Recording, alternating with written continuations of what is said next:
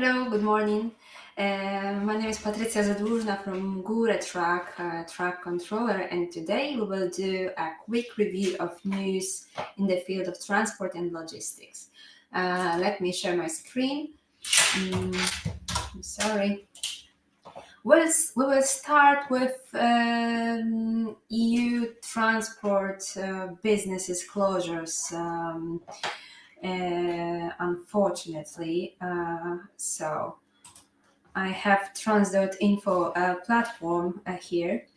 The global logistics industry is experiencing diverging trends in 2025, with the European road freight sector particularly struggling as the number of transport businesses ceasing operations has reached a 10-year high, according to a new white paper by Transport Intelligence. The report highlights the impact of macroeconomic challenges, geopolitical shifts, and evolving trade policies on the global logistics sector. Economic stagnation in Europe and the UK. The European road freight sector is struggling under the weight of economic stagnation, rising costs, and declining demand. According to TI's analysis, the number of EU transport businesses ceasing operations has risen to a 10-year high. The report attributes this downturn to the cost of borrowing and economic growth, which are inextricably linked to the sector financial health.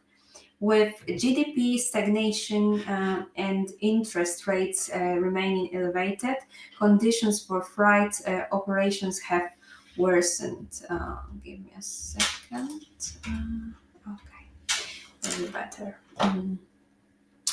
European road freight rates have fallen since late 2022 due to overcapacity and weak demand, further squeezing margins. During this time, the number of businesses ceasing to trade has trended upwards as underlying costs have risen, making for toxic operating conditions, the report states. US market rebounds but faces labor constraints.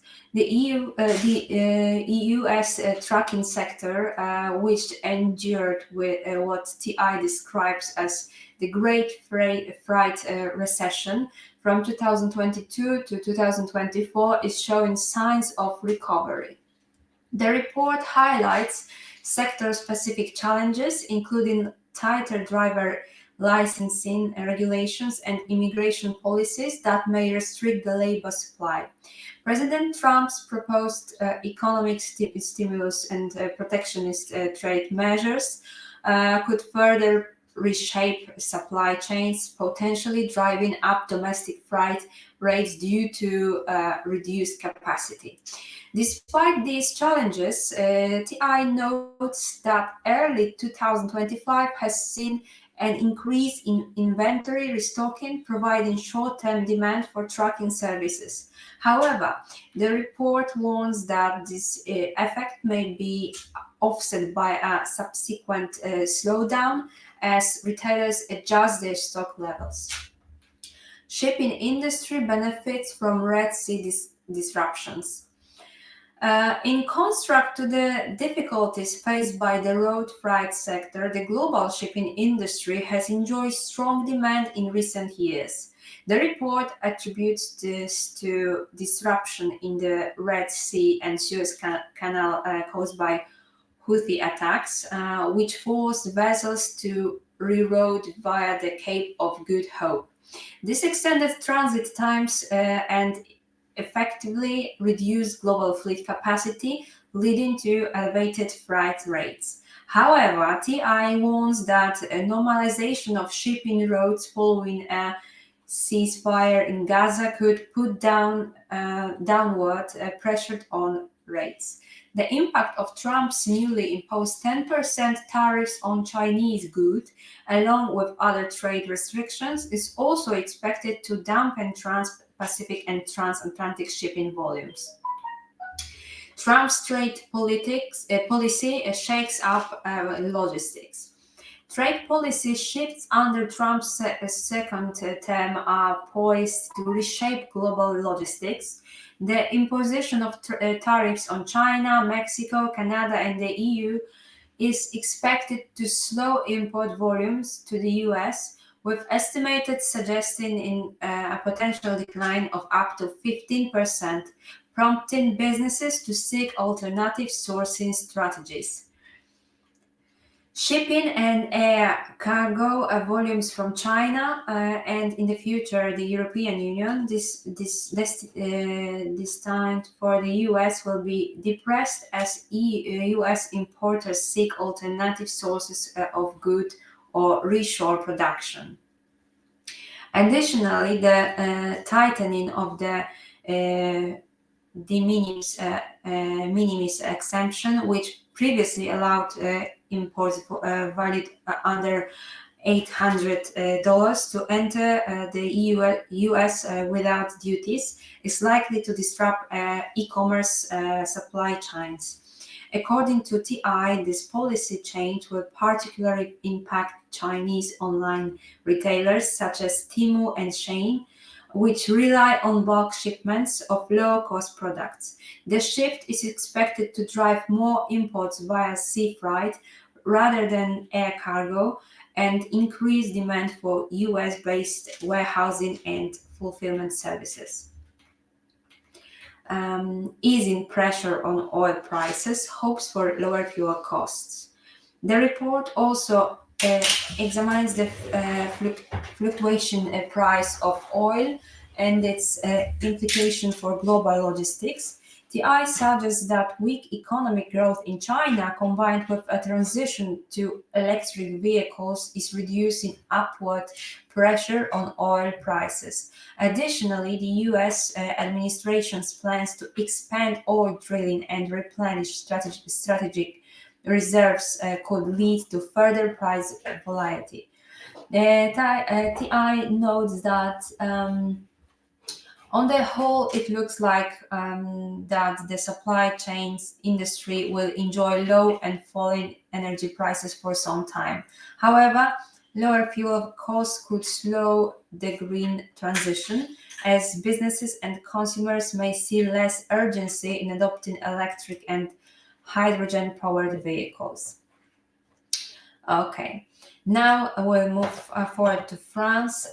France tests inductive charging on A10 motorway. France is carrying out the final phase of inductive charging trials on 1.5 kilometer stretch of the A10 motorway, allowing electric vehicles, including battery electric truck, to be charged on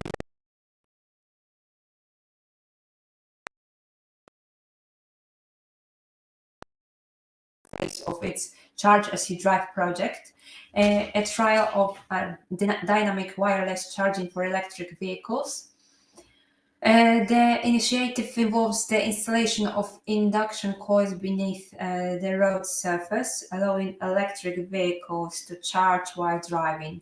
The project aims to assess the feasibility of reducing battery size, increasing vehicle autonomy, and lowering charging times.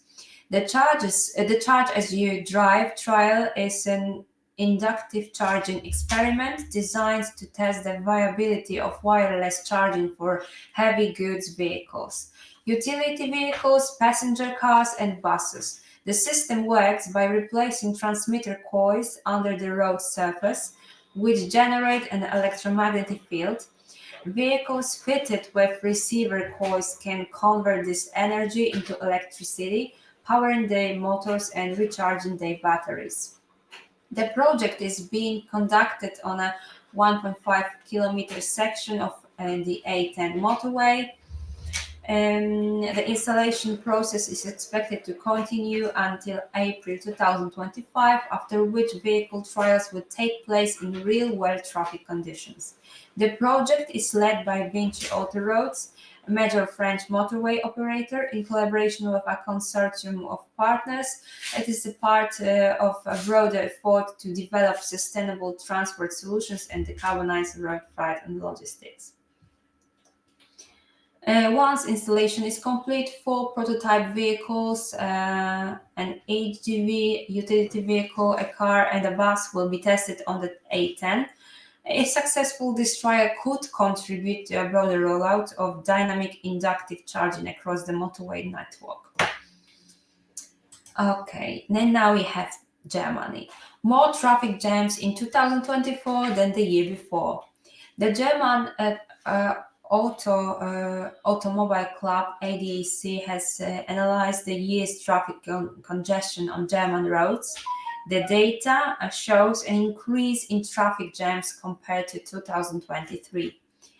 According to ADAC reports, there were more traffic jams and slow-moving traffic on German motorways.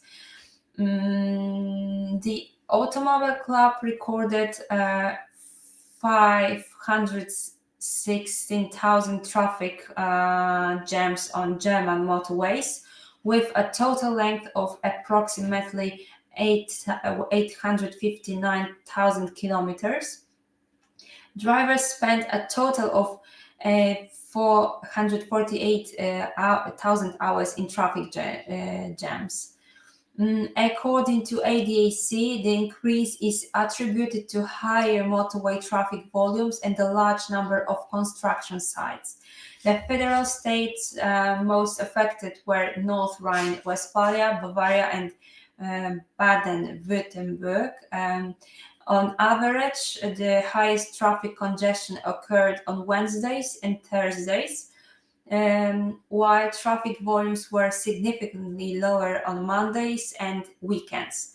Heavy traffic jams were typical on weekends between 6 and 9 a.m. and between 2 and 6 p.m. However, on Fridays, peak congestion shifted to the afternoon and early evening, in Automobile Club reported. The most congested day of the year was the 17th of May, the Friday before the Whitsun weekend, a public holiday in Germany. Okay, now we have, what do we have here? I see that also Germany, in Hamburg, probably, yeah. The Raven Group is expanding its network in Germany and is constructing a new logistics center in the Steinbach district of Baden-Baden on an area of over 30,000 square meters, which will begin operations shortly. The group has also announced a partnership with Sika Automotive from Hamburg.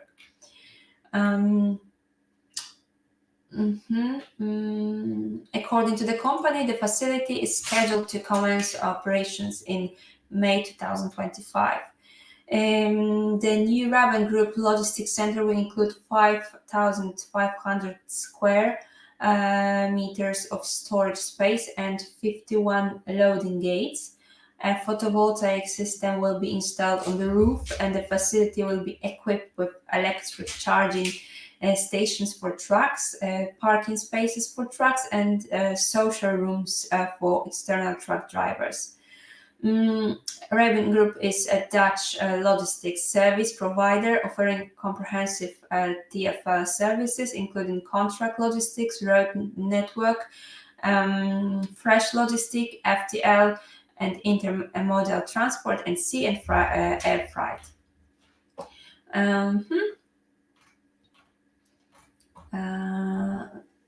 On the 6th of February, the logistics service provider announced its strategic cooperation with Sika Automotive Deutschland GmbH from Hamburg. Sika is a specialty chemicals company and a global leader in the development and production of systems and products for bonding, sealing, damping, reinforcing, and protecting in the construction and automotive industries. The Raven Group is now responsible for handling its transport. Now, the Sika automotive plant is Hamburg serves as a European hub for the disruption or distribution of innovative specialty chemicals. Mhm. Okay, and now we have Italy. Italy mobilizes legal defense against Austria's Brenner lorry ban. On the 7th of February 2025, the Italian Ministry of Infrastructure and Transport convened a meeting with 30 trade associations to outline Italy's legal response to Austria's truck transit restrictions at the Brenner Pass.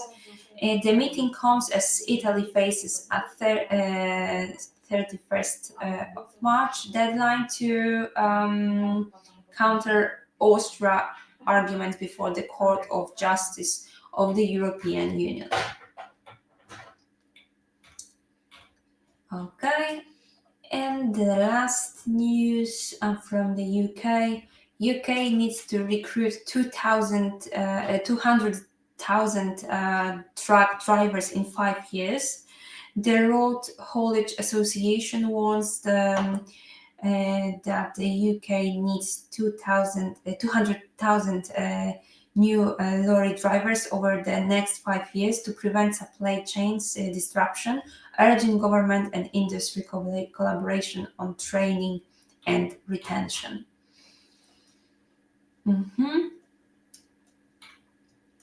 Businesses across the road transport sector are key economic enablers, and attracting people into the industry and building the foundations for a future workforce is essential. If we are to future-proof the industry for the long term, we need to recruit, train, and retain tens of thousands of drivers annually to meet demand. With an aging workforce, we also need to attract more young people into the industry. Together, we must prioritize flexible funded training options. The report also recommends closer collaboration between the industry, schools, and colleges to promote careers in logistics. Additionally, the association urges the government to work with employers and educational institutions to develop industry-specific training programs such as T-levels. Okay, I think that's it for today. Thank you for your attention and see you on Monday. Thank you.